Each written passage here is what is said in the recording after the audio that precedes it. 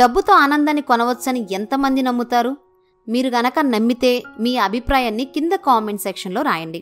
మా దృష్టిలో డబ్బు నిజమైన ప్రేమని, ఆనందాన్ని కొనలేదు. కానీ డబ్బుతో మన అవసరాలు తీర్చుకోవచ్చు, సౌకర్యంగా జీవించవచ్చు. బేసిక్ నీడ్స్ తీరిన తర్వాత మళ్ళీ మనలో ఏదో అసంతృప్తి ఉంటుంది. అది పక్కన పెడితే ముందు మన అవసరాలు తీర్చుకోవాలంటే డబ్బు కావాలి. డబ్బు కావాలంటే సంపద సృష్టి గురించి తెలుసుకోవాలి. సంపద సృష్టి గురించి తెలుసుకోవాలంటే ద రూల్స్ ఆఫ్ వెల్త్ పుస్తకం చదవాలి. అది చదివే సమయం లేకపోతే మన సమ్మరీ వినాలి. రిచర్డ్ టెంప్లర్ అనే రచయిత రాసిన ఈ పుస్తకంలో సంపద సృష్టి గురించి 117 రూల్స్లో వివరించారు. వాటిలో కొన్ని ముఖ్యమైన రూల్స్ గురించి తెలుసుకుందామా? ఇంకెందుకు ఆలస్యం, వీడియోలోకి వెళ్దాం పదండి. Thinking wealthy. ఈ ప్రపంచంలో పేదవారు పేదవారుగానే మిగిలిపోతున్నారు. ధనవంతులు మరింత ధనవంతులవుతున్నారు. అటు ఇటు కాకుండా మధ్యలో నలిగిపోయేది మధ్యతరగతి వారే. ఇటు పేదవారిగా ఉండలేరు, అటు విలాసంగా బతకలేరు. కానీ వీరు తలుచుకుంటే ధనవంతులు అవ్వగలరు. వీళ్లకు ధనవంతులు ఎలా అవ్వాలో తెలుసు. జస్ట్ వాళ్లకు తెలిసిన రూల్స్ని అప్లై చేస్తే చాలు. ధనవంతులకు ఉండే అవకాశాలే వీరికి ఉంటాయి. ధనవంతులు ఉపయోగించుకుంటారు, మిగతా వారు ఇగ్నోర్ చేస్తారు. అంతే తేడా. సో ధనవంతులు అవ్వాలంటే ముందు మనీ రూల్స్ని నిజ జీవితంలో అప్లై చేసే దమ్ము ఉండాలి. అంతకంటే ముందు ఎంత సంపాదిస్తే మిమ్మల్ని మీరు ధనవంతులుగా ప్రకటించుకుంటారు అనేది తెలుసుకోవాలి. ఒకప్పుడు ప్రతి ఒక్కరికి మిలియనీర్ అవ్వాలని కోరిక ఉండేది. 10 లక్షలు సంపాదిస్తే వారిని ధనవంతులుగా పరిగణించేవారు. కానీ నేడు కోట్ల విలువ చేసే ఆస్తులున్నా వారిని వారు ధనవంతులుగా గుర్తించుకోవట్లేదు. సో మీ దృష్టిలో ధనవంతులంటే ఎవరు? బ్యాంక్ అకౌంట్లో చాలా డబ్బులు ఉన్నవారా? ఇంటి చుట్టూ 4-5 కూలీలు ఉన్నవారా? లేక 4-5 కార్లు ఉన్నవారా? లేక ఇల్లు పొలాలు ఉన్నవారా? ఇది ముందు తెలుసుకోవాలి. ఎంత సంపాదించాలో నిర్ణయించుకుంటే మీ డెస్టినేషన్ ఏంటో తెలుసుకున్నట్టే. డెస్టినేషన్ తెలుసుకున్న తర్వాత దాన్ని ఎలా చేరుకోవాలో కూడా తెలుసుకోవాలి. మీరు సంపాదించిపోయే దారి రియలిస్టిక్గా ఉండాలి, సాధించే విధంగా ఉండాలి. మరో విషయం ఏంటంటే మీ డబ్బు సంపాదించే ఐడియాస్ ఎవరితో వెంటనే షేర్ చేసుకోకండి. వాళ్ళు మిమ్మల్ని ఎగతాళి చేయవచ్చు, లేదా వాళ్ళ ఐడియాస్తో మిమ్మల్ని తప్పుడు దారి పట్టించవచ్చు. ధనవంతులు అవ్వాలంటే ముందు మీ బిలీఫ్ సిస్టమ్ను మార్చాలి. డబ్బు మనుషుల్ని పాడు చేస్తుంది. నాకు ధనవంతుడు అవ్వాలని లేదు. డబ్బు మనుషుల్ని దూరం చేస్తుంది. డబ్బు పొందడానికి నేను అర్హుణ్ణి కాదు. ఇలాంటి ఆలోచనలు ఉంటే అవి పక్కన పెట్టండి. డబ్బు మంచిదే, డబ్బు కోరుకోవడమూ మంచిదే. నేను ధనవంతుణ్ణి అవబోతున్నాను, నేను కష్టపడి సాధిస్తాను వంటి పాజిటివ్ ఆలోచనలని మైండ్కు అలవాటు చేయండి. డబ్బున్న వాళ్లకు కూడా సమస్యలుంటాయి. డబ్బే అన్ని సమస్యలకు పరిష్కారమని భావించకూడదు. చక్రాలు స్మూత్గా నడవడానికి పూసే ఆయిల్ లాగా డబ్బును వాడుకోవాలి. కానీ దాన్నే మన జీవితాన్ని నడిపే ఇంధనంలా డబ్బు మీద ఎక్కువ ఆధారపడకూడదు. డబ్బు సంపాదించాలనుకున్నప్పుడు ధనవంతుల గురించి తెలుసుకోవాలి. వారు ఉపయోగించిన పద్ధతుల గురించి తెలుసుకోవాలి. వారి ఇంటర్వ్యూస్ వినాలి. మరియు బిజినెస్ బుక్స్, ఫైనాన్స్ బుక్స్ ద్వారా మీ జ్ఞానాన్ని పెంచుకోవాలి. ధనవంతుల నుంచి స్ఫూర్తి పొందాలి, కానీ వారిని చూసి అసూయపడకూడదు. Getting wealthy. డబ్బు సంపాదించాలంటే ముందు మీ ఆర్థిక పరిస్థితి ఏంటో తెలుసుకోవాలి. మీ ఆదాయం ఎంత వస్తుంది, ఖర్చులు ఎంత అవుతున్నాయి, ఆస్తులు ఎన్ని ఉన్నాయి, అప్పులు ఎన్ని ఉన్నాయని క్లియర్గా పేపర్ మీద రాసుకోండి. ఆ తర్వాత ఏం యాక్షన్ తీసుకోవాలో అర్థమవుతుంది. యాక్షన్ తీసుకోవాలంటే ఒక ప్లాన్ సిద్ధం చేసుకోవాలి. ఒక మూర్ఖుడికి డబ్బులు ఇస్తే వాడు దాన్ని ఖర్చు చేస్తాడు. అదే ఒక తెలివిగల వాడికి డబ్బు ఇస్తే ఆ డబ్బుతో మరింత డబ్బును ఎలా సంపాదించవచ్చో ప్లాన్ వేస్తాడు. A good plan today is better than a perfect plan tomorrow అంటారు కదా.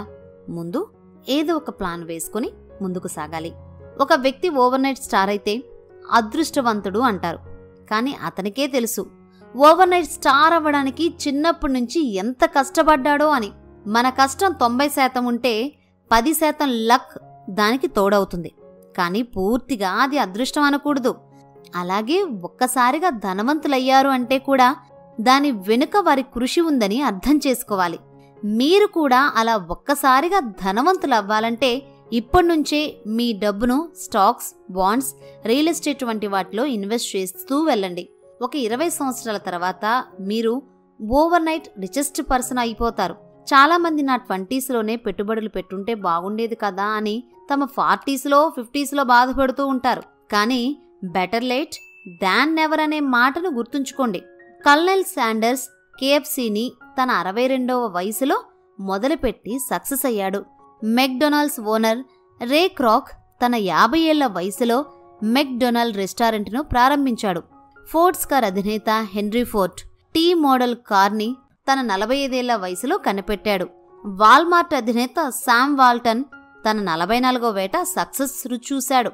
27 ఏళ్లు జైలు జీవితం గడిపిన నెల్సన్ మండేలా 76 ఏళ్ల వయసులో సౌత్ ఆఫ్రికా ప్రెసిడెంట్ అయ్యారు.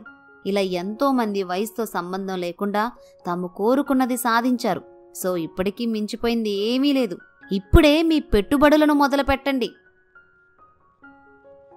Getting more wealthy. మీ వయసు పెరిగే కొద్దీ రెగ్యులర్గా హెల్త్ చెకప్ ఎలాగైతే చేయించుకుంటారో అదేవిధంగా మీ సంపద పెరిగే కొద్దీ ఫైనాన్షియల్ చెకప్ కూడా చేసుకోవాలి. మీ ఫైనాన్షియల్ లైఫ్ మీద మీకు ఎంత గ్రిప్ ఉంటే అంత ఎక్కువ ఫైనాన్స్ ఇన్ఫర్మేషన్ మీ వద్ద ఉంటుంది. అప్పుడు త్వరగా నిర్ణయాలు తీసుకోగలుగుతారు. ట్యాక్స్ చట్టాల్లో వచ్చే మార్పులకు అనుగుణంగా మీరు రియాక్ట్ అవుతారు. అంతేకాని లెక్క లేకుండా ఖర్చు చేసి మీ అప్పుల గురించి మర్చిపోతే వాటంతటా అవే తీరిపోవు.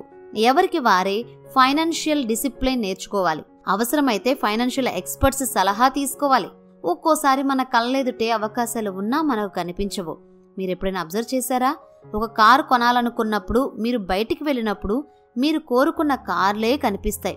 అంటే దీని అర్థం అంతకు ముందు అవి లేవని కాదు, మీరు నోటీస్ చెయ్యలేదని. అదేవిధంగా మీరు అవకాశాల కోసం వెతికినప్పుడే మీకు అవి కనిపిస్తాయి. నిరంతరం అలర్ట్గా ఉన్నప్పుడే వాటిని మీరు అందిపుచ్చుకోగలుగుతారు. మరో ముఖ్యమైన విషయం ఏమిటంటే త్వరగా ధనవంతులు అవ్వాలని ప్రయత్నించకూడదు. అలా చేస్తే మీలో యాంగ్జైటీ, డిసప్పాయింట్మెంట్ లెవెల్స్ బాగా పెరిగిపోయి విరక్తి వస్తుంది. త్వరగా డబ్బులు సంపాదిస్తే త్వరగా వాటిని ఖర్చు పెట్టాలనే తాపత్రయం పెరుగుతుంది. వాటిని ఎలా హ్యాండిల్ చేయాలో తెలీదు. అదే నిజాయితీగా నిదానంగా మీ సంపదను పెంచుకుంటూ ఉంటే వాటిని ఎలా మేనేజ్ చేయాలో తెలుస్తుంది. వాటిని పెట్టుబడి పెట్టి రెండింతలు ఎలా చేయాలో తెలుస్తుంది. ఆఖరిగా మీ డబ్బు మీకోసం పనిచేసేలా దాన్ని సిద్ధం చేయాలి. ఎప్పుడు డబ్బుల్ని బ్యాంకులో ఖాళీగా ఉంచకూడదు. ఎక్కడో చోట ఇన్వెస్ట్ చేయడమో వడ్డీకి ఇవ్వడమో చేయాలి. అది కొన్ని రోజులకైనా సరే, తక్కువ వడ్డీకైనా సరే డబ్బుని కదిలించండి. ఒకవేళ మీకు ఏదైనా ఖాళీ ప్రాపర్టీ ఉంటే దాన్ని అలా వదిలేయకండి. మీరు ఎంతో రెంటల్ ఇన్కమ్ని మిస్ అవుతూ ఉంటారు. ఒకటి గుర్తుంచుకోండి, idle money is wasted money. Either use it or lose it. The art of negotiation. ఎక్కువ డబ్బులు సంపాదించడం అనేది మీ నెగోషియేటింగ్ స్కిల్ బట్టి ఆధారపడి ఉంటుంది. మీరు ఒక డీల్ మాట్లాడాలంటే మీకు నెగోషియేట్ ఆర్ట్ తెలియాలి. ఏం లేదండి, మీకు ఎంత లాభం వస్తుందో అవతల వారికి కూడా అంతే లాభం వస్తుందని వాళ్లకు అనిపించేలా చేయడమే ఇందులో ఉండే రహస్యం. మీరు వ్యాపారం చేసేవారైతే ఒక వస్తువు అమ్మినప్పుడు అవతల వారికి అది బాగా ఉపయోగపడేలా తయారు చేయాలి. అప్పుడు ఆ కస్టమర్ మళ్ళీ మీ వద్దకు వస్తాడు, 10 మందికి చెప్తాడు. అలా బిజినెస్ అనేది పెరుగుతూ ఉంటుంది. ఇది విన్ విన్ సిచ్యువేషన్.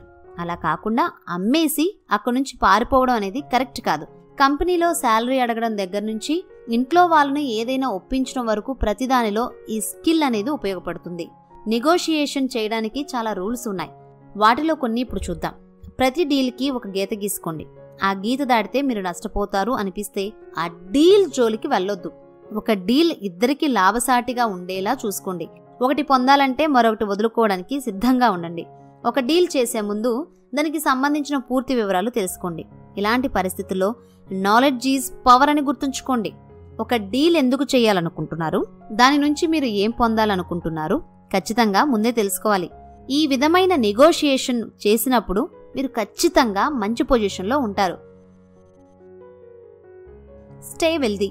డబ్బు సంపాదించడమే కాదు, దాన్ని నిలబెట్టుకోవడం కూడా తెలియాలి. మన నిజ జీవితంలో ఎంతో మంది కథలు చూసాం. డబ్బులు సంపాదించాక కొంతమంది వాటిని మంచిగా ఉపయోగించుకుంటే మరికొంతమంది తమకు ఉన్న చెడు అలవాట్ల వల్ల ఉన్నదంతా పోగొట్టుకునే పరిస్థితి తెచ్చుకుంటారు. అందుకే డబ్బులు వచ్చినప్పుడు వాటిని పోగొట్టుకోకుండా ఉండాలంటే మిమ్మల్ని మీరు ఈ ప్రశ్నలు అడగాలి. అసలు నేను ఎందుకు ధనవంతుణ్ణి అయ్యాను? ఈ ధనాన్ని నేను ఏ విధంగా ఉపయోగించాలనుకుంటున్నాను? ఈ ధనాన్ని ఉపయోగించి నేను ఏం పొందాలనుకుంటున్నాను? ఉన్న పలంగా ఈ డబ్బును కోల్పోతే నా పరిస్థితి ఏంటి? నా తదనంతరం ఈ డబ్బు ఎవరికి చెందాలి? ఇటువంటి ప్రశ్నలు అడిగినప్పుడు ఆ సంపదను ఎలా వాడుకోవాలో క్లారిటీ వస్తుంది.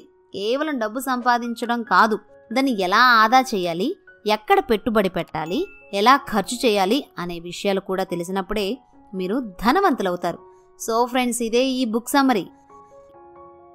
ఇప్పుడు ఒకసారి ఈ వీడియోలో చెప్పుకున్న మెయిన్ పాయింట్స్ ఏంటో రివైజ్ చేద్దాం. మనీ రూల్స్ని నిజ జీవితంలో అప్లై చేస్తే ఎవరైనా ధనవంతులు అవ్వచ్చు. ధనవంతులు అయ్యే ముందు అసలు ఎంత సంపాదించాలనుకుంటున్నారో ముందు నిర్ణయించుకోవాలి. మీ మనీ ఐడియాస్ని వెంటనే అందరికీ షేర్ చేయకండి. మీ ఐడియాస్ని కాపీ కొట్టొచ్చు లేదా మిమ్మల్ని ఎగతాళి చేయవచ్చు. డబ్బుపై మీకున్న నెగిటివ్ మైండ్ సెట్ని మార్చుకోండి. వయసు అయిపోయిందని బాధపడకండి. ఎంత త్వరగా వీలైతే అంత త్వరగా పెట్టుబడి మొదలుపెట్టండి. నెగోషియేషన్ స్కిల్స్ నేర్చుకోండి. అసలైన డబ్బు మీ నెగోషియేషన్ స్కిల్స్ బట్టే ఉంటుంది. డబ్బు సంపాదించడమే కాదు, దాన్ని నిలబెట్టుకోవడం కూడా చాలా ముఖ్యమని గుర్తుంచుకోండి.